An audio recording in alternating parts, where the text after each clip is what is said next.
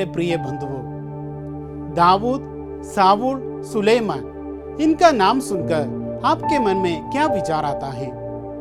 वो क्या ये शब्द हैं जो इन सबको परिभाषित करता है? वो शब्द है राजा। राजा अपने राज्य में सर्वोच्च होता है। पर क्या साऊल सदा के लिए राजा रह पाए? क्या सुलेमान अब भी राजा हैं? नहीं, पर एक राजा है जो आदि से थे, अब है, वो सर्वदा रहेंगे। संतों के पद में आज बात करेंगे राजा मसीह के पर्व की। प्रकाशना ग्रंथ अध्याय 19 में हम पढ़ते हैं, राजाओं का राजा, प्रभुओं का प्रभु। ये प्रभु ईसा के लिए प्रयुक्त किया गया है, अर्थात वह राजा जो सबों में श्रेष्ठ है, वह राजा जो प्रभुओं के प्रभु है। राजा प्रभु ईसा के लिए प्रयुक्त सबसे महत्वपूर्ण उपाधियों में से एक है। राजा दाऊद के कुल में जन्मे मसीह अनादि से अनंत तक हमारे राजा हैं। वे राजा जिन्होंने पृथ्वी पर हिंसा से किसी जमीन के लिए युद्ध नहीं किया। उन्होंने प्रेम के द्वारा दिलों पर राज किया और स्वर्गारोहित होकर पिता ईश्वर के दाहिने विराजमान है, जहां से वे राजा के रूप में न्याय के दिन दोबारा आएंगे।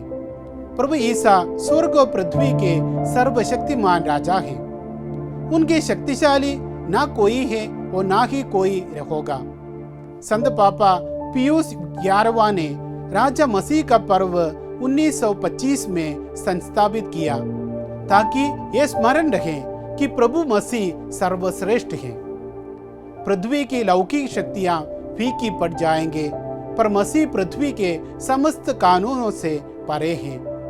अलेक्जेंड्रिया के संत सिरिल के अनुसार मसीह का अधिकार समस्त प्राणियों पर है, कि ऐसा अधिकार जो हिंसा के द्वारा छीना गया या हड़पा हुआ नहीं है, पर मूलतः उनका है। पर प्रभु ईसा कैसे राजा है? एक ऐसे राजा जिन्होंने शासन की परिभाषा ही पलट दी, एक ऐसे राजा जिनके समान ना कोई है और ना कोई होगा। एक ऐसे राजा जो सेवा कराने नहीं, सेवा करने आए हैं। एक ऐसे राजा जो बिना शर्त प्रेम करते हैं। एक ऐसे राजा जिनका राजत्व कृपा और दया से चिन्हित है।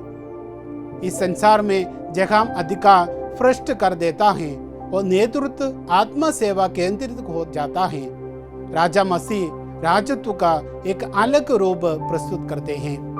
आइए दिव्य राजा से प्रार्थना करें, हे प्रभु हमारे ईश्वर, तू एकमात्र सर्वोच्च पवित्र राजा है और समस्त राष्ट्रों का शासक है।